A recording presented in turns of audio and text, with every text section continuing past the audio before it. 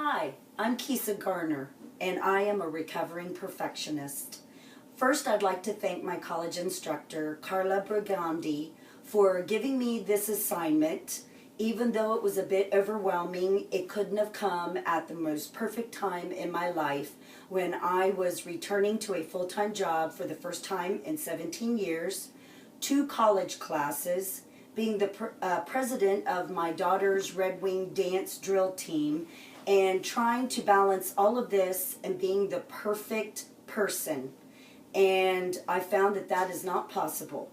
So because my assignment is on perfectionism, which I've suffered my whole entire life, I'm going to make this be a self-help video to give tips and tricks on what I've done to make it through this stressful year and be successful, as well as my 2 daughters.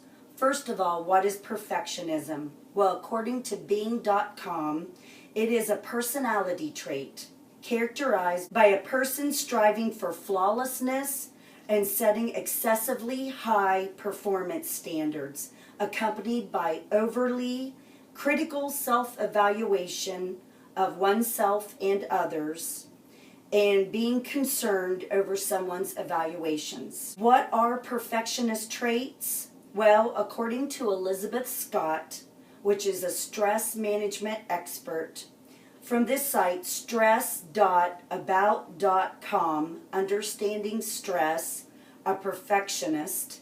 These are the traits of a perfectionist: all or nothing thinking, a critical eye, push versus pull, unrealistic standards, focus on results, fear of failure, procrastination, defensiveness, and low self-esteem.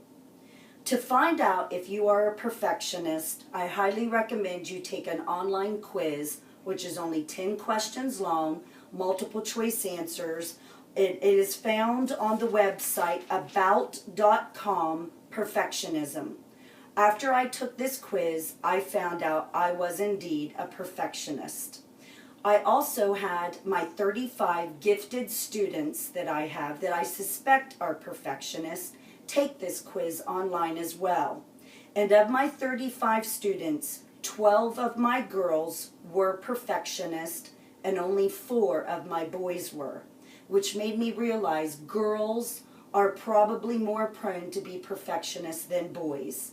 And I'm afraid that society has set this for most girls in our culture with looks and body images. There are 2 types of main perfectionisms. The first one is adaptive, which is a healthy perfectionism, where this is just high standards someone sets for themselves and others. They are a goal-directed person with behaviors that are healthy, and they are good, organized people. Maladaptive, unhealthy perfectionism, excessive preoccupation with past mistakes, fears of making new ones, doubts about doing something incorrectly.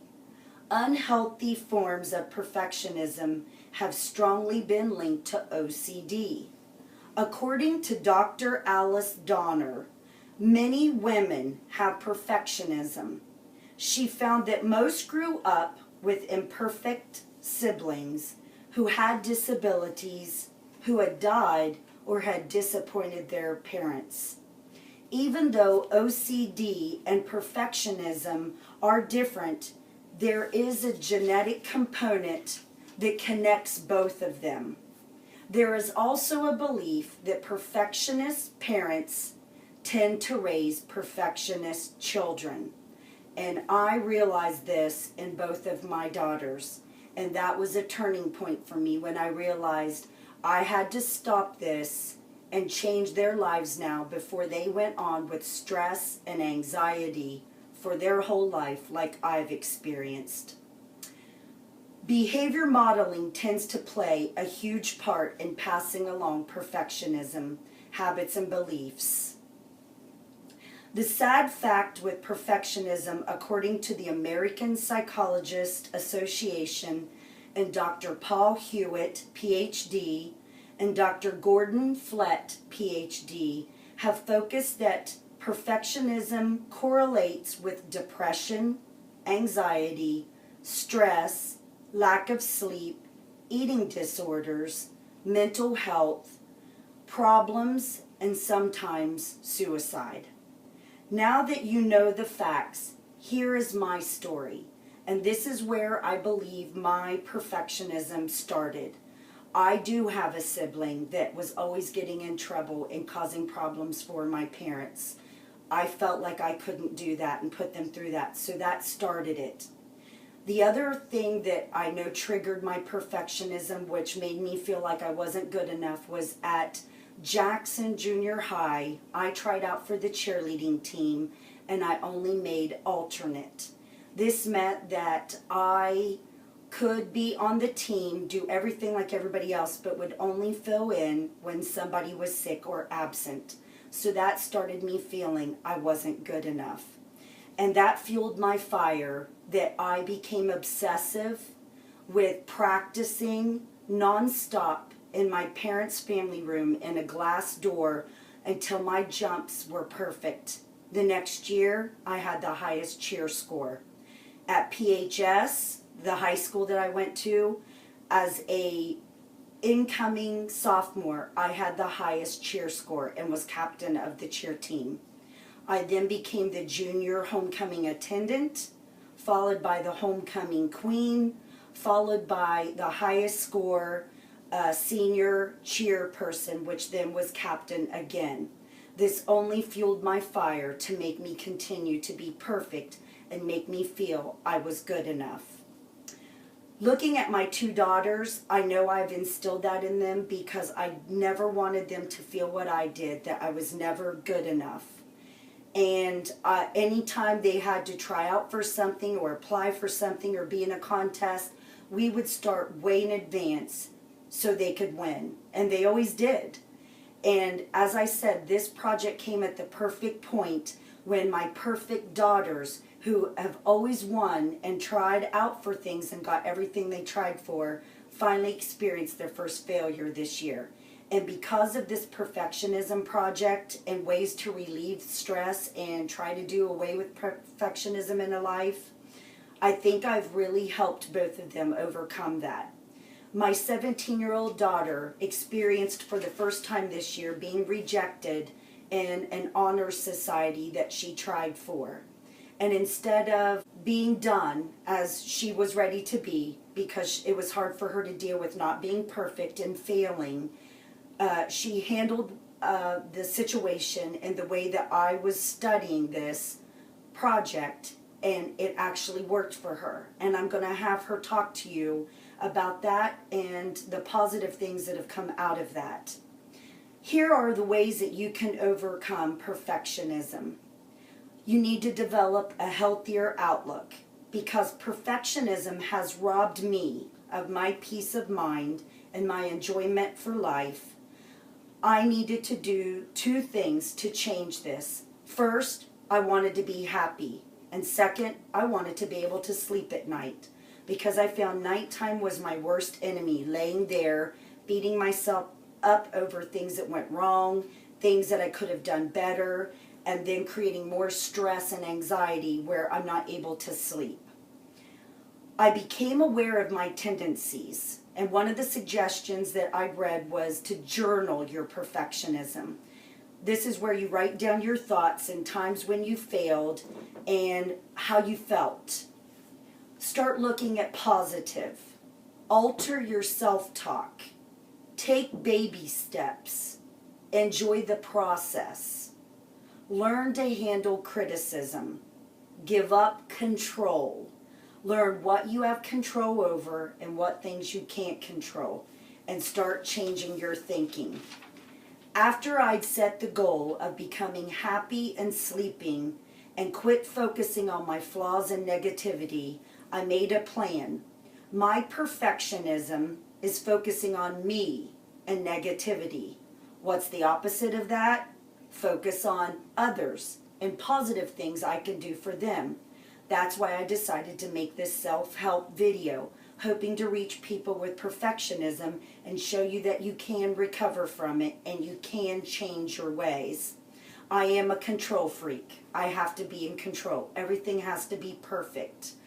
Being that I've taken on a full-time job, I'm president of my daughter's organizations, and I'm now taking 2 college classes, I've learned to give up that control. I couldn't go to bed at night if there was a sock on the floor or dishes in my sink. My house is trashed now, and it's okay. I've learned to live with that because I said to myself, is my family going to remember me by having the perfect house, the neatest house, or was it by the way I treated them and by the things I said to them and by the things I taught to them? And that was a changing experience for me. The other changing experience for me was my other younger daughter, who is probably the worst perfectionist of us all. 97% is failure in her eyes. We were driving her late at night as she was having a meltdown because she was entering a social studies fair and one letter was about an inch off from where she wanted it to be. I, being a perfectionist, honestly didn't see a flaw in it, but she did. And as I'm driving her at 10 o'clock at night to get a different board to totally redo her project, I'm thinking, this is ridiculous. And then I realized I created that and I needed to change that. My daughter did change her board.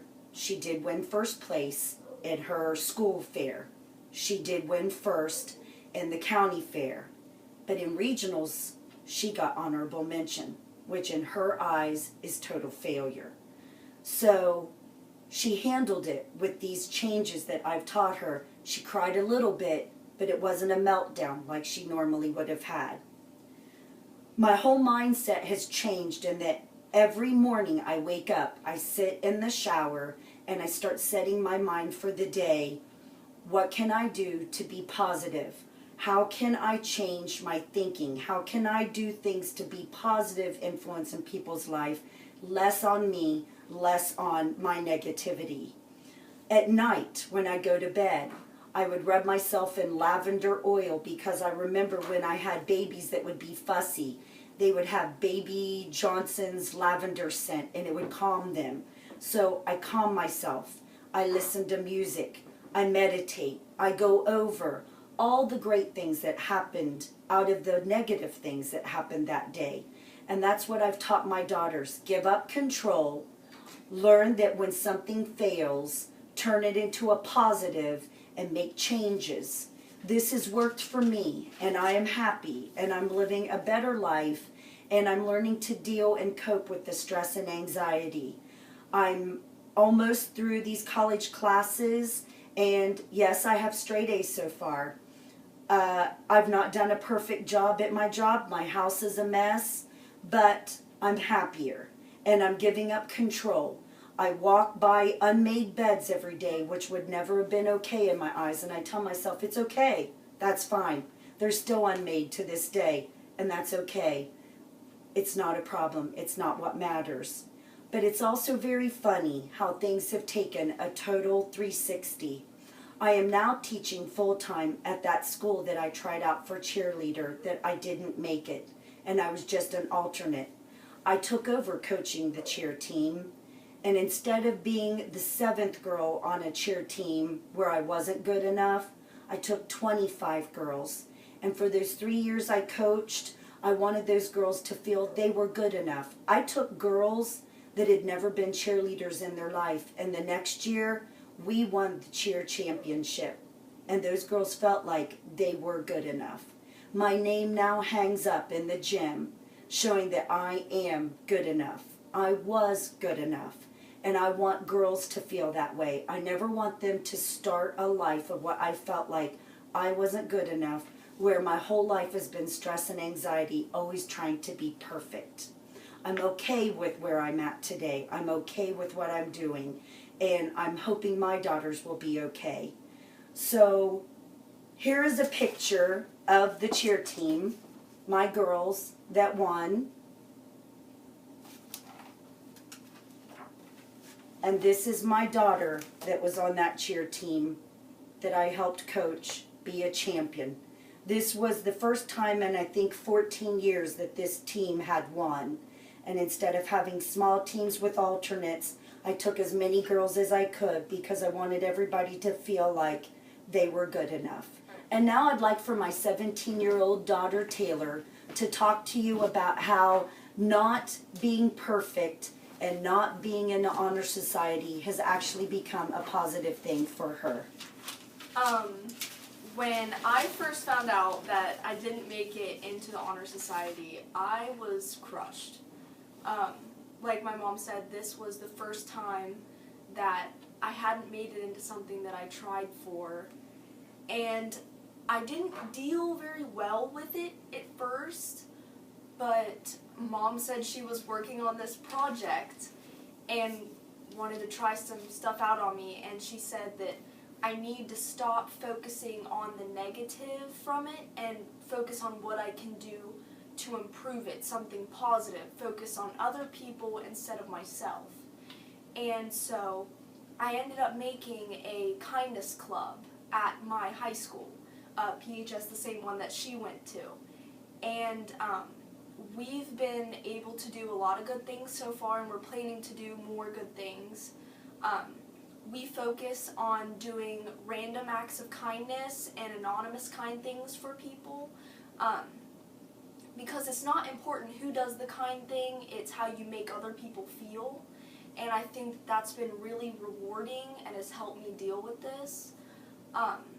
We're planning on volunteering at our Humane Society, at nursing homes.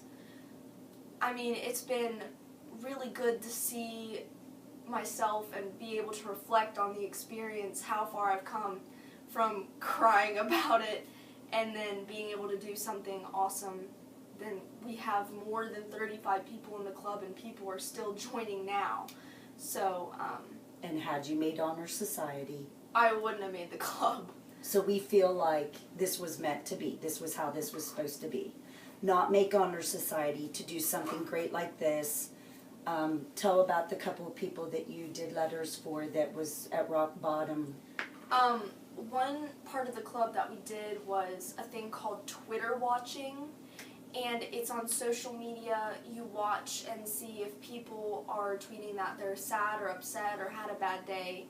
And this one girl, she usually tweets sad stuff, and it really spoke to me one day that, you know, it seems that she keeps putting it out there, but nobody's trying to reach out and help.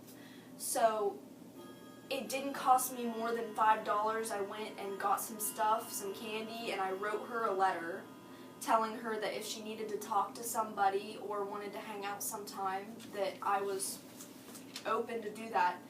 And she almost cried when I gave it to her and told her why.